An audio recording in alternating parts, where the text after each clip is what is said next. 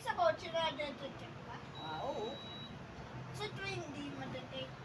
Eh, Kasi daming tao. Oo, maraming tao doon. Hindi ka makalimutin. Kasi may dalang flashlight yung polis. Ang hanapin, isa-isa yung mga pasahero doon sa train. Ang daming mga pasahero. Hindi makita yung bad boy. Tapos yung sundan ng train. Diyos ko. Sasundan. Mama! Ba't pala mama? Ba't pala mama kapag hinahabol ka ng polis habang sumakay ka sa train? Hindi ka madetect. Hindi ka makikita. Hindi. Yung driver ng train nakita. Ba't yung driver ng train walang lisensya? Eh, yun ang sino yun ang license.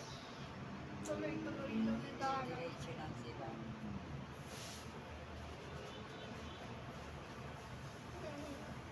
Kobe.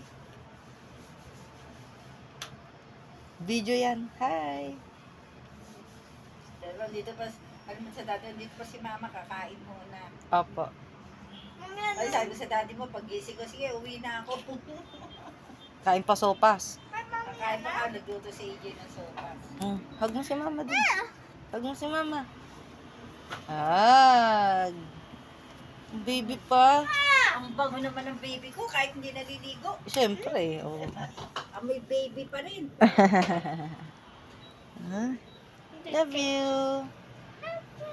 Halika dito, kwento Doon ka pa daw. tayo. Kwento, go. Yung train na lumilipad. Yung train na lumilipad. O kaya yung bangkang lumilipad sa tubig. Oo, yung pang kalumipad. Ano ba ba yung aircraft? Ganun sa water? Pwede sa water aircraft? Aircraft? Ano yun? Yung aeroplano pwede sa water. Ay, oo. Pero yung sa... Kasi sundan ka ng water habang airplane.